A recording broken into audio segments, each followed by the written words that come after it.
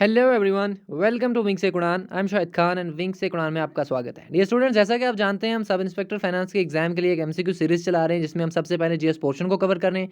इसी MCQ series को continue करते हुए आज हम आपके लिए लेके आए हैं इसका 12th वीडियो। लेकिन वीडियो को शुरू करने से पहले जिन स्टूडेंट्स ने हमें पहली बार ज्वाइन किया है उनके लिए एक इंपॉर्टेंट जानकारी।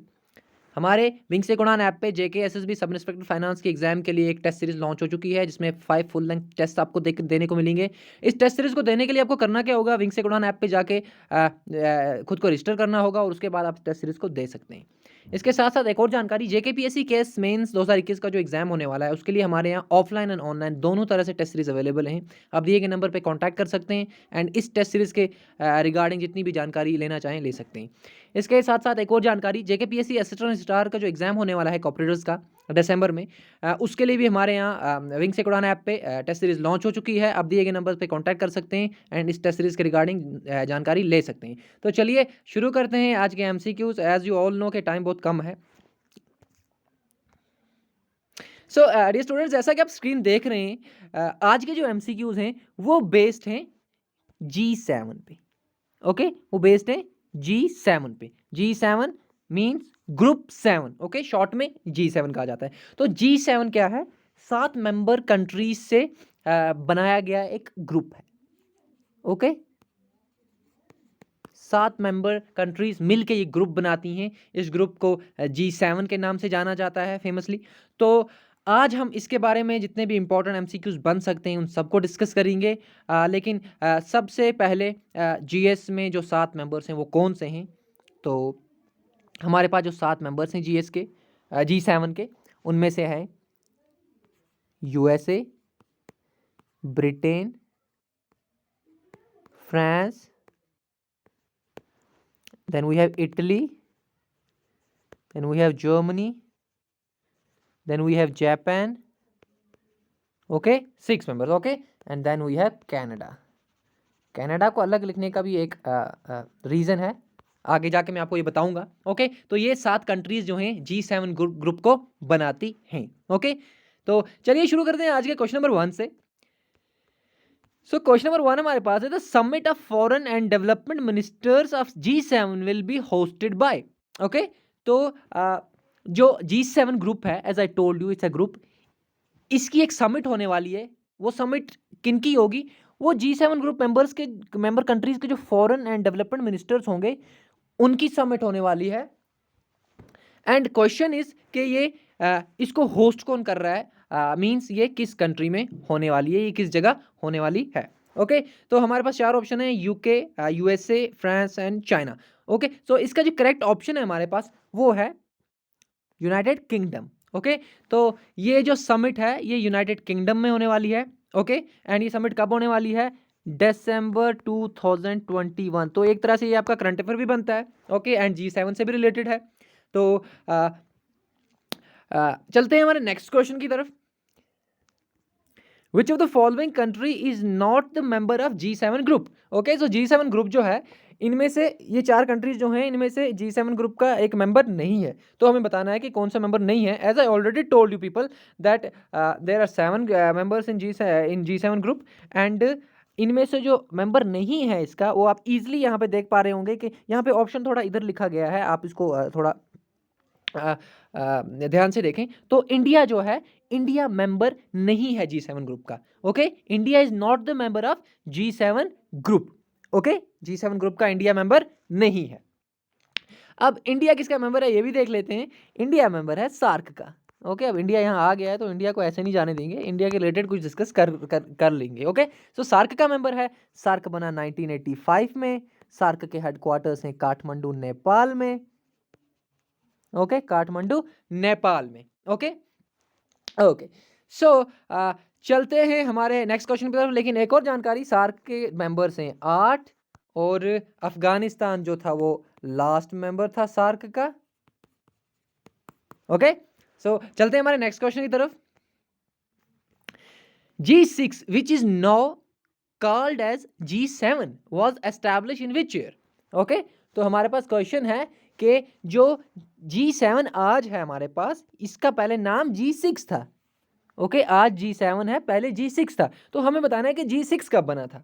ओके आज तो G7 है, लेकिन इससे पहले ये G6 था। ओके तो ये G6 बनाया जाता है, इसका ऑप्शन करेक्ट ऑप्शन जो है ऑप्शन नंबर ए 1975 में। ओके 1975 में ये G6 बनाया जाता है। ओके एंड इस G6 में कौन सी 6 कंट्रीज होती हैं? सबसे पहले ये बात, इनमें से एज आई टोल्ड यू इनमें there are 7 countries in G7 group, क्योंकि G7 खुद ही कहता है कि मुझ में 7 ही कंट्रीज हैं। तो G6 ग्रुप में कौन सी कंट्री? कनाडा को छोड़ के बाकी जितने भी नाम मैंने आपको बताए वो उन सब ने G6 मिलके बनाया था। ओके कनाडा ने बाद में ज्वाइन किया, तो फिर वो G7 बन गया। ओके तो 1975 में क्या हुआ? G6 बनता है। ओके ओके लेकिन इसके साथ साथ एक और स्टोरी, क्योंकि क्वेश्चन में भी इस तरह भी पूछा जाए, तो क्वेश्चन ये है कि G6 बनाया क्यों गया? ओके G6 जो आज G7 है ये क्यों बनाया गया? तो इसके पीछे सबसे बड़ा रीजन क्या था? 1973 के ऑयल क्राइसिस, 1973 के oil crisis. Okay as you people know कि अरब कंट्रीज जो हैं ये सबसे बड़े एक्सपोर्टर्स हैं ऑयल के। ओके अरब कंट्रीज जो हैं they are the major exporters of oils. Okay ये सबको पता है। ओके तो 1973 में ये अरब कंट्रीज क्या करती हैं? रिस्ट्रिक्शंस लगा देती हैं, रिस्ट्रिक्शंस लगा देती हैं किस पे? ऑयल की एक्सपोर्ट पे। ओके एंड इससे होता क्या है, क्योंकि आपको पता है कि oil is a very important natural resource. Okay सारी कंट्रीज को ये चाहिए, तो इस वजह से क्या हो गया? ऑयल क्राइसिस हो गई दुनिया में। ओके एंड फिर उसके बाद होता क्या है? 1975 में ही 1975 में ही क्या होता है कि फ्रांस के प्रेसिडेंट क्या करते हैं? फ्रांस के प्रेसिडेंट इनवाइट करते हैं बाकी 5 कंट्रीज को। ओके एक तो होगी फ्रांस, क्योंकि फ्रांस के प्रेसिडेंट इनवाइट कर रहे हैं, तो एक तो ये कंट्री होगी फ्रांस। ओके उसके साथ साथ कौन सी कंट्रीज थी? उसके साथ साथ ही हमारे पास US, Britain, Japan, then we have Italy and then we have Germany. Okay तो ये 5 कंट्रीज एंड इनके साथ साथ फ्रांस, ये 6 कंट्रीज जो होती हैं ये डिस्कस करती हैं इन ऑयल क्राइसिस के रिगार्डिंग। ओके और ये डिस्कशंस कहाँ होती हैं? ये डिस्कशंस होती हैं फ्रांस में ही। ओके फ्रांस में एक जगह है रेम्बलेट, वहां पर ये डिस्कशंस होती हैं रिगार्डिंग दीज ऑयल क्राइसिस, क्योंकि ऑयल क्राइसिस से ऑफ कोर्स इकोनॉमिक क्राइसिस होते हैं पूरे वर्ल्ड में। ओके तो इस वजह से क्या होता है, यहाँ से इस G7 ग्रुप की शुरुआत होती है। ओके एंड यहीं पे इस G6 ग्रुप की एस्टैब्लिशमेंट होती है, स्थापना होती है। ओके तो इस तरह से G6 ग्रुप बनाया जाता है 1975 में। Okay okay so the correct option is 1975। Okay चलते हैं हमारे नेक्स्ट क्वेश्चन की तरफ, लेकिन उससे पहले यहाँ पे 2 ऑप्शंस जो हैं थोड़े से रिलेटेड हैं, तो देख लेते हैं। 1967 में एशियान बनता है, ASEAN association of south east Asian Nations, कहाँ पे? बैंकॉक डिक्लेरेशन होती है। ओके बैंकॉक डिक्लेरेशन होती है 1967 में एंड ये बनता है एशियान। हमारा इसके हेडक्वार्टर्स कहाँ पे हैं? Indonesia Jakarta, Indonesia Jakarta. Okay Jakarta Indonesia का कैपिटल है। ओके तो इसके साथ 1985 में हम ऑलरेडी डिस्कस कर चुके हैं, देखिए सार्क बनता है। ओके सार्क बनता है। इसके साथ साथ 1997 ऑप्शन को अगर देखें हम, तो यहाँ हमारे पास क्या हमें देखने को मिलेगा कि हमारा बिम्स्टेक बनता है इस दिन। बिम्स्टेक भूल तो नहीं गए? बिम्स्टेक का full form bay of Bengal initiative of multi sectoral technical economic cooperation. Okay so चलते हैं हमारे नेक्स्ट क्वेश्चन की तरफ। क्वेश्चन नंबर 4 हमारे पास है, which of the following country was expelled from G8 group. Okay तो अब हम G8 पे आ गए। ओके तो as I told you people, पहले G6 था 1975 में बना, फिर G7 आया, फिर G7 कब आया? जब कनाडा ने ज्वाइन किया। ओके एंड देन फिर G8 आया जब। अब हम इसी के रिगार्डिंग ये क्वेश्चन है, which of the following country was expelled from G8 group. Okay तो G8 ग्रुप से एक्सपेल किसको किया गया था? रशिया को किया गया था। ओके रशिया को किया गया था। अब होता क्या है, 1998 में रशिया G7 को ज्वाइन करता है। रशिया G7 को ज्वाइन करता है और बनता है हमारे पास G8 ग्रुप। ओके, लेकिन होता क्या है 2014 में, 2014 में क्या होता है कि रशिया में एक ऑटोनोमस टेरिटरी थी जिसका नाम था क्रीमिया। ओके, क्रीम से याद रखें आप इसको, क्रीमिया। तो क्रीमिया पे कब्जा कर लेता है, क्रीमिया की एनेक्सेशन कर लेता है कौन? रशिया। ओके, क्योंकि क्रीमिया को अपने टेरिटरी के मतलब पार्ट बना लेता है कंप्लीटली। तो इस वजह से ये G7 मेंबर्स जो थे इन्होंने रशिया को एक्सपेल कर दिया 2014 में। ओके, रशिया कब बना था G7 का मेंबर? 1998 में, और तब G7 का नाम G8 बन गया था। ओके, लेकिन फिर 2014 में ये G8 फिर से G7 बन गया क्योंकि रशिया को एक्सपेल कर दिया गया because of Crimea issue. Okay, इससे ज़्यादा क्रीमिया इशू के बारे में हमें पढ़ना नहीं है क्योंकि हम MCQs कर रहे हैं इंटरनेशनल ऑर्गेनाइजेशन के रिलेटेड। ओके, सो अब बाकी ऑप्शन को अगर देख लें तो अफगानिस्तान ने सार्क को 2007 में ज्वाइन किया और ये लास्ट मेंबर है सार्क का। ओके, कंबोडिया ने 1999 में किया ज्वाइन एशियान को और ये लास्ट मेंबर बना एशियान का। एशियान के 10 मेंबर्स हैं, सार्क के 8 मेंबर्स हैं। ओके, और पलाव क्या है? एक टेरिटरी थी जो ट्रस्टशिप टेरिटरी थी इसकी यूनाइटेड नेशंस की, एंड ये इंडिपेंडेंट होगी 1994 में। ओके, इसीलिए मैं ऑप्शन में यहाँ रखा है मैंने। तो इसका जो करेक्ट ऑप्शन हमारे पास वो एज यू नो रशिया है। ओके, रशिया को एक्सपेल किया गया था। तो चलते हैं हमारे नेक्स्ट क्वेश्चन की तरफ। विच of the following statement regarding G7 is correct? G7 के रिगार्डिंग कौन सा स्टेटमेंट करेक्ट है? Together G7 represents 40% of global GDP। Okay, gross domestic product जो है 40% of the world gross domestic product जो है ये G7 कंट्रीज का मिलके बनता है। ओके, एंड दूसरा हमारे पास है it has for 10% of the world population. तो ये दोनों ऑप्शन ठीक हैं। ओके, ये दोनों ऑप्शन ठीक हैं। ओके, किसी जगह 45 भी लिखा है ग्लोबल GDP, तो आप उसमें कंफ्यूज नहीं होना। और ये दोनों ठीक हैं, तो इसका जो करेक्ट ऑप्शन होगा हमारे पास क्या होगा? Option number D, both A and B. Both A and B. Okay, ये दोनों ऑप्शन करेक्ट है। तो चलते हैं हमारे नेक्स्ट क्वेश्चन की तरफ। The headquarters of G7 secretariat are located at. Okay, जो सेक्रेटरीट है G7 का, सॉरी, सो क्वेश्चन हमारे पास है headquarters of G7 secretariat are located at. G7 का सेक्रेटरीट जो है उसके हेडक्वार्टर्स कहाँ पे लोकेटेड हैं? क्या जकार्ता में है, काठमांडू में है, ढाका में है, या कहीं नहीं है? ओके, तो इसका ऑप्शन जो है वो नन ऑफ द अबव है क्योंकि G7 का कोई सेक्रेटरीट है ही नहीं।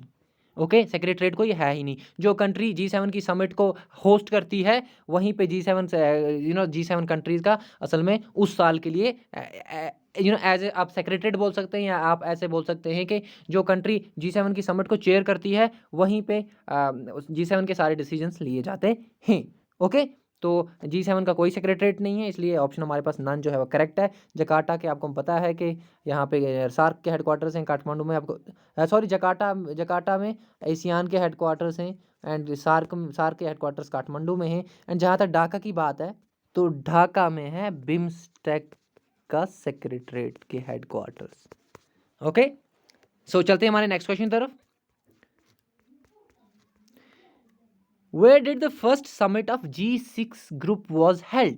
ऑलरेडी हम पढ़ चुके हैं G6 जो था ये 1975 में बना। पहली समिट कहाँ हुई हमें ये बताना है। तो पहली summit as I told you people के फ्रांस के प्रेसिडेंट ने इनवाइट किया था बाकी 5 मेंबर्स को regarding the discussions of global oil crisis. तो फ्रांस के प्रेसिडेंट ने इनवाइट किया था, तो ये फ्रांस में ही हुआ था, इसलिए पहली समिट जो G6 की हुई थी, G6 की पहली समिट वो फ्रांस में ही हुई थी। ओके, फ्रांस में ही हुई थी। Okay, as I told you France में रैम्बलेट एक जगह है वहां पे हुई थी। ओके, सो चलते हैं हमारे नेक्स्ट क्वेश्चन की तरफ। Which among the following countries were invited at the 42nd summit of G7? Okay, तो G7 की 42nd समिट हुई है। G7 की 42nd समिट जो है वो कहाँ पे हुई है? 42nd समिट G7 की होती है, तो ये होती है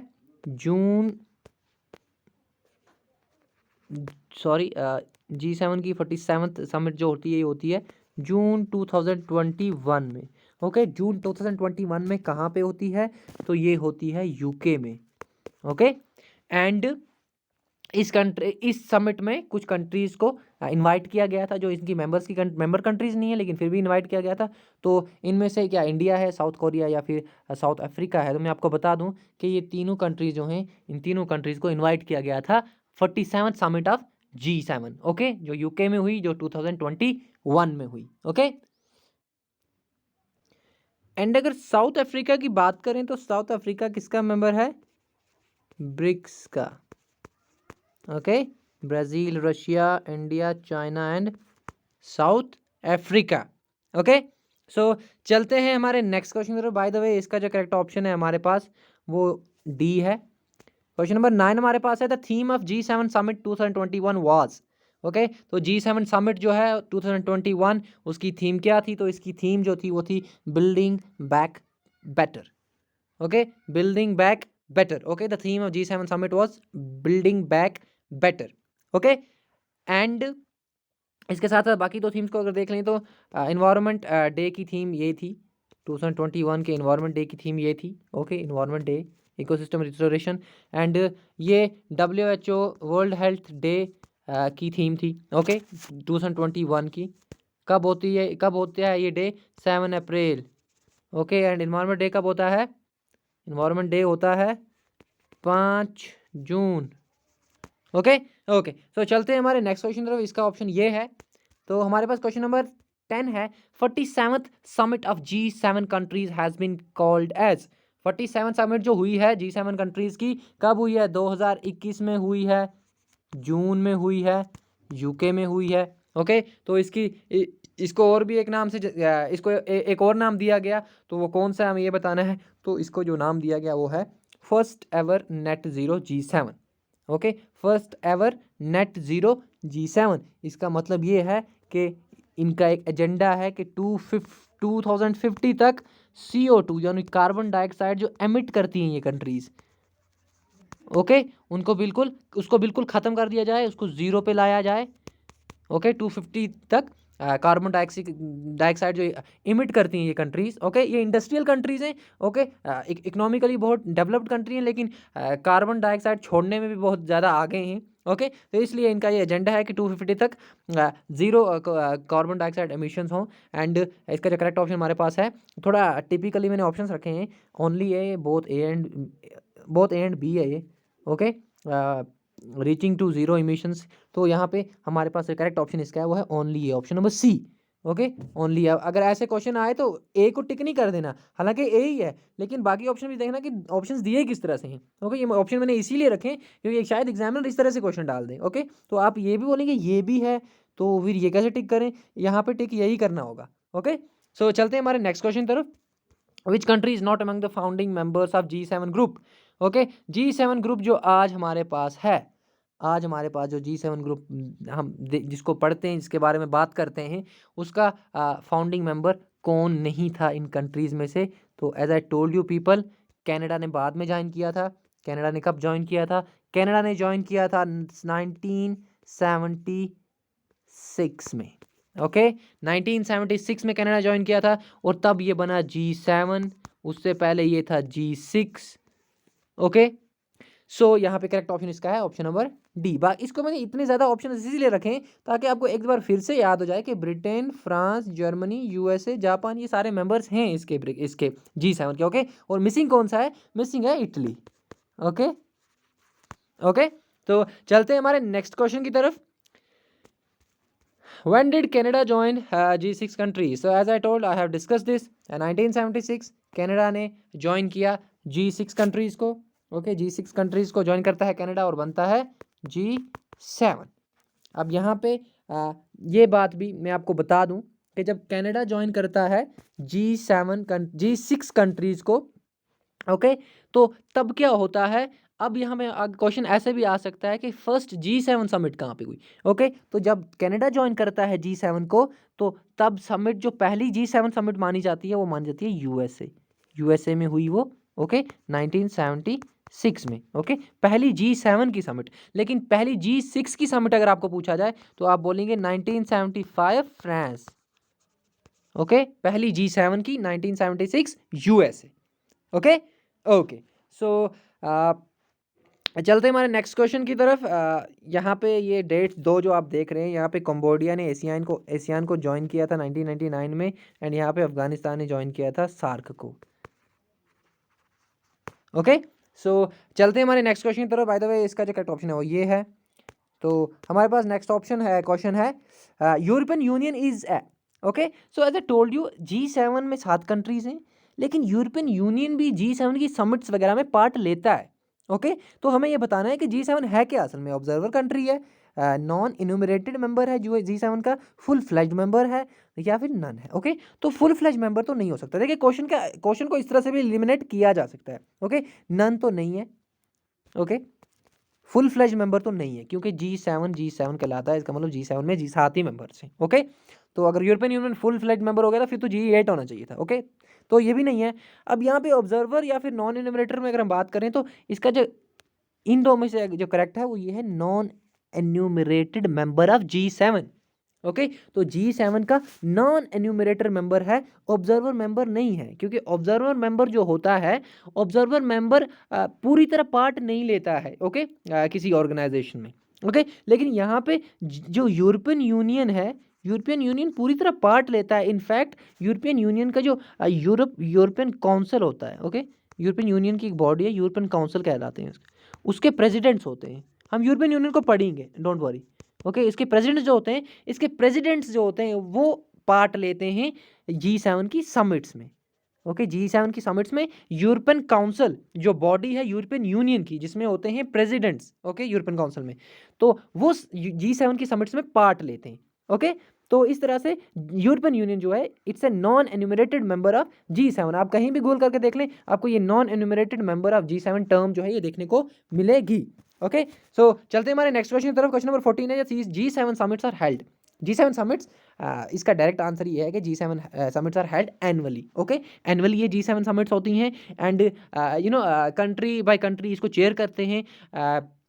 एंड जो 47 समिट थी, एज आई टोल्ड यू, ये यूके ने चेयर किया इसको। ओके, 2021 में हुई, जून में। Okay, okay, so annual summit और कहाँ किसकी होती है, United Nations General assembly. Okay, इसकी एनुअल समिट भी होती है, एंड ये सितंबर में होती है हर साल। ओके, सितंबर में होती है। ओके, चलते हैं हमारे नेक्स्ट क्वेश्चन की तरफ। The decisions taken at the summits of G7 are. तो G7 समिट्स में जो डिसीजन लिए जाते हैं, क्या वो बाइंडिंग होते हैं, क्या वो मैंडेटरी होते हैं मेंबर्स को, क्या वो मानने ही मानने, या फिर वो नॉन बाइंडिंग है, मतलब माने तो सही, ना माने तो फिर भी सही। ओके, सी ओनली ए, सिर्फ ए है, या फिर ओनली बी। ओके, फिर से मैंने ऑप्शन थोड़े टिपिकल तरीके से रखे हुए हैं, सिर्फ इसलिए कि ताकि आपको प्रैक्टिस हो जाए इस तरह के क्वेश्चन को आंसर करने की। तो इसका जो करेक्ट आंसर है हमारे पास वो है option D. Okay, option D, यानी ओनली बी। ओनली बी क्या है यहाँ पे, नॉन बाइंडिंग। तो यहाँ पे आपको एक और चीज पता चल गई कि जो G7 है, G7 के जो डिसीजन समिट्स में लिए जाते हैं वो नॉन बाइंडिंग होते हैं मेंबर्स पे। ओके, मेंबर्स की मर्जी है उसको वो माने या नहीं माने। ओके, चलते हैं हमारे क्वेश्चन नंबर 16 पे। The financial action task force for money laundering FATF was established by G7 members in। Okay, तो ये एक तरह का ग्रुप है जो G7 कंट्रीज के द्वारा बनाया गया है। हमें बताना है कि कब बनाया गया है। तो ये बनाया गया है 1989 में। So option number A is the correct one. Okay, 1989 में ये बनाया गया G7 कंट्रीज के द्वारा। अब इसका फंक्शन क्या है, ये किस ऑब्जेक्टिव के लिए बनाया गया था, तो ये इस ऑब्जेक्टिव के लिए बनाया गया था जो मनी लॉन्ड्रिंग का इशू है। ओके, मनी लॉन्ड्रिंग का इशू है, उसको टैकल करने के लिए बनाया जाए। ओके, एंड और भी बहुत सारी चीज़ें होती हैं, जैसे टेररिज्म को फंडिंग होती है। ओके, टेररिज्म को फंडिंग है, तो उसको रोकने के लिए भी ये फाइनेंशियल एक्शन टास्क फोर्स जो है ये ऑन मनी लॉन्ड्रिंग FATF ये एस्टैब्लिश किया है किसने, G7 के मेंबर्स ने। ओके, 1989। ओके, चलते हैं हमारे क्वेश्चन नंबर 17 पे। Which among the following G7 countries is not part of UNSC? Okay, थोड़ा सा डिफरेंट, थोड़ा सा हट के क्वेश्चन आया है, लेकिन पिछला भी रिवाइज हो जाएगा, इसमें भी हेल्प करेगा। तो बताना ये है कि यूनाइटेड नेशन सिक्योरिटी काउंसिल में सिक्योरिटी काउंसिल का G7 मेंबर्स में पार्ट कौन नहीं है। ओके, मतलब G7 मेंबर्स जो हैं उनमें से यूनाइटेड नेशन सिक्योरिटी काउंसिल में कौन नहीं है। तो यहाँ पे यूनाइटेड नेशन सिक्योरिटी काउंसिल की जब मैं बात कर रहा हूँ तो मैं 5 परमानेंट मेंबर्स की बात कर रहा हूँ। ओके, 5 परमानेंट मेंबर्स की बात कर रहा हूँ मैं। ओके, तो G7 के वो कौन से मेंबर्स हैं जो परमानेंट मेंबर्स नहीं है यूनाइटेड नेशन सिक्योरिटी काउंसिल के, तो उसमें से एक तो हमारे पास इटली है, एक तो जर्मनी है। ये दोनों परमानेंट मेंबर्स नहीं है यूनाइटेड नेशन सिक्योरिटी काउंसिल के। ओके, BC, तो हमारे पास करेक्ट ऑप्शन क्या होगा, E, both B and C. Okay, both B and C. अब मैं आपको बता दूं कि यूनाइटेड नेशन सिक्योरिटी काउंसिल में 5 मेंबर्स जो हैं वो हैं USA, China, France, Britain and Russia. Okay, तो क्वेश्चन इस तरह से भी आ सकता है कि G7 के कितने मेंबर जो हैं सिक्योरिटी काउंसिल के परमानेंट मेंबर्स हैं, तो आप बोलेंगे कि 2 मेंबर्स हैं, France and Britain. Okay, France and Britain. Okay, चलते हैं हमारे नेक्स्ट क्वेश्चन की तरफ। बाय द वे इसका ऑप्शन ये है एज आई टोल्ड यू। तो हमारे पास नेक्स्ट क्वेश्चन जो हमारा है, Carbis Bay health declaration was signed in. Okay, Carbis Bay health declaration जो है ये कब साइन किया गया है, तो ये साइन किया गया है जून 2021 में कैरिबीज बे डिक्लेरेशन साइन किया गया है। एंड ये जून 2021 में क्या हुआ, यहाँ पे 47 समिट होती है, किसकी 47 समिट होती है G7 मेंबर्स कंट्रीज की। ओके, G7 मेंबर कंट्रीज में यूके में, ओके यूके में होती है ये। तो इसी टाइम पे ये डिक्लेरेशन साइन किया जाता है G7 मेंबर्स के द्वारा। अब इस डिक्लेरेशन का क्या ऑब्जेक्टिव है, ये असल में फोकस करता है कोविड-19 को टैकल करने में।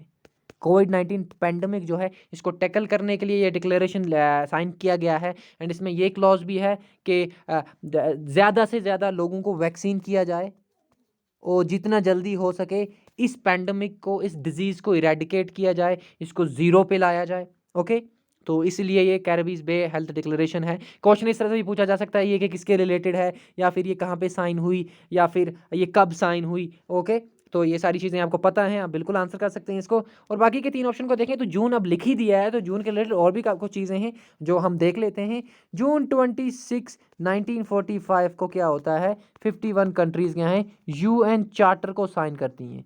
जिन्होंने पिछले वीडियोस देखे होंगे उनको तो बिल्कुल मज़ा आ रहा होगा। ओके, जून 1972 में क्या होता है कि भाई United nation conference on environment and development. Okay, ये होती है कहाँ पे, ये होती है कीनिया में। सॉरी, ये होती है फिर से मैं आपको बता दूं, जून 1972 United nation conference on environment and development. Okay, तो ये होती है स्टॉकहोम में।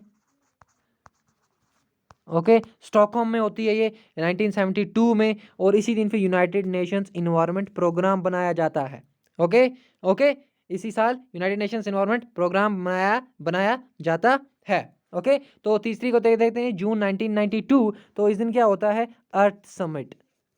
अर्थ summit, Rio de Janeiro summit भी, रियो समिट भी कहते हैं। ओके, ये इन्वायरमेंट के रिलेटेड थी, जून 1992 में ये हुई। ओके, रियो डी जेनेरियो कहाँ पे है, ब्राज़ील में, तो ये समिट ब्राज़ील में हुई है। ओके, तो इस तरह से आई थिंक इसके बाद कोई क्वेश्चन नहीं है। या so these were the 18 MCQs regarding G7 group, and I have tried to cover from every side। तो मुझे नहीं लगता है कि SSB के पॉइंट ऑफ व्यू से या फिर किसी भी और कॉम्पिटिटिव एग्जाम के पॉइंट ऑफ व्यू से यहाँ पे कुछ बचा है जो हमने डिस्कस नहीं किया है। तो इसके साथ साथ एक और चीज़, के लास्ट का हमने एक वीडियो किया था, उसमें हमने 15 क्वेश्चंस डिस्कस किए थे, लेकिन एक क्वेश्चन रह गया था। आपको अगर PDF मिले तो आप उसमें 16 क्वेश्चंस देखेंगे, लेकिन हमने 15 ही डिस्कस किए हैं। तो वो क्वेश्चन मैं आपके लिए आज लेके आया हूँ। तो वो क्वेश्चन ये था, ओके ये बिमस्टेक पे जो हमने वीडियो डिस्कस किया था उसमें हमने 15 क्वेश्चंस ही डिस्कस किए थे। आई थिंक मुझे क्वेश्चन नंबर 16 वहाँ पे भूल गया, स्किप हो गया। तो ये क्वेश्चन नंबर 16 ये था कि which of the following is not among the major principles of BIMSTEC. Okay, BIMSTEC का मेजर प्रिंसिपल में से कौन नहीं है।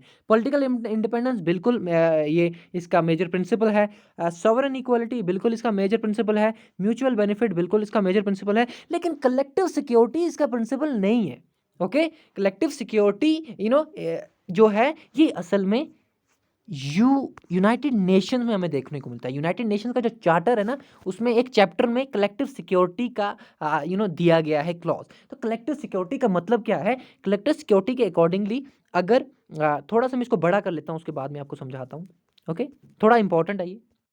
तो कलेक्टिव सिक्योरिटी जो है ये क्लॉज यूनाइटेड नेशन चार्टर में इस तरह से है कि अगर कोई country, if country A is attacking country B, okay country A is attacking country B, invade कर रही है कंट्री ए कंट्री बी पे, तो क्या होगा, अगर ये कंट्री जो है ये यूनाइटेड नेशंस का मेंबर है। ओके, अगर ये यूनाइटेड नेशंस का मेंबर है कंट्री बी, ओके, तो यूनाइटेड नेशंस के जितने मेंबर होंगे वो सारे मिल के इन्वेजन करेंगे इस ए पे। ओके, तो ये है कलेक्टिव सिक्योरिटी का प्रोविजन यूनाइटेड नेशंस में, कि अगर ए ने बी पे अटैक किया और बी जो है यूनाइटेड नेशन का मेंबर है, तो यूनाइटेड नेशन के जितने मेंबर हैं वो बी के बिहाफ में ए पे अटैक करेंगे। ओके, ए पे अटैक करेंगे। ओके, तो इस तरह से ये कलेक्टिव सिक्योरिटी का जो है ये क्लॉज यूनाइटेड नेशंस के चार्टर में है। ओके, या और एक और चीज़ मैं आपको बता दूं कि ये इम्प्लीमेंट भी हुआ था, काफ़ी बार हो चुका है। तो 1990 में क्या होता है, इराक जो है कुवैत पे इन्वेजन कर देता है, एंड उस टाइम पे यूनाइटेड नेशंस की कंट्रीज जो हैं वो इराक पे अटैक करती हैं और कुवैत को फ्री करवाती हैं इराक से। ओके, सो या this was all about today, and मिलते हैं हम अपनी नेक्स्ट क्लास में। तब तक पढ़ते रहिए, एंजॉय करते रहिए एंड कमेंट्स करते रहिए। आपके कमेंट्स से हमें मोटिवेशन मिलती है। एंड चैनल को सब्सक्राइब करें, शेयर करें, लाइक करें, एंड अपने ओपिनियंस दें, आपको कैसे लग रहे हैं ये वीडियोस, आपको कैसा लग रहा है ये कंटेंट। मैं आपको एक बार और बता दूं कि ये कंटेंट जो मैं आपके लिए लेके आता हूँ, नो डाउट इसमें मुझे टाइम लगता है, लेकिन आपको किसी एक सोर्स से ये बिल्कुल नहीं मिलने वाला। Okay, this is guarantee. Okay, कि एक सोर्स से आपको ये मिल ही नहीं सकता। ओके, बहुत सारे सोर्सेज, ऑथेंटिक सोर्सेज को मिला के मैं आपके लिए लेके आता हूँ। आप अगर इसको पढ़ने बैठे तो 5 घंटे ये सारी चीज़ें आप पढ़ पाएंगे। ओके, लेकिन मैं आपको ये 30 मिनट्स में दे रहा हूँ। ओके, सो कमेंट करने में आप बिल्कुल भी लालची ना करें। आप कमेंट करते रहें, उससे हमें मोटिवेशन मिलती है। So thank you so much for joining Wings Take Udaan. मिलते हैं हमारे नेक्स्ट वीडियो में, तब तक के लिए goodbye and take care.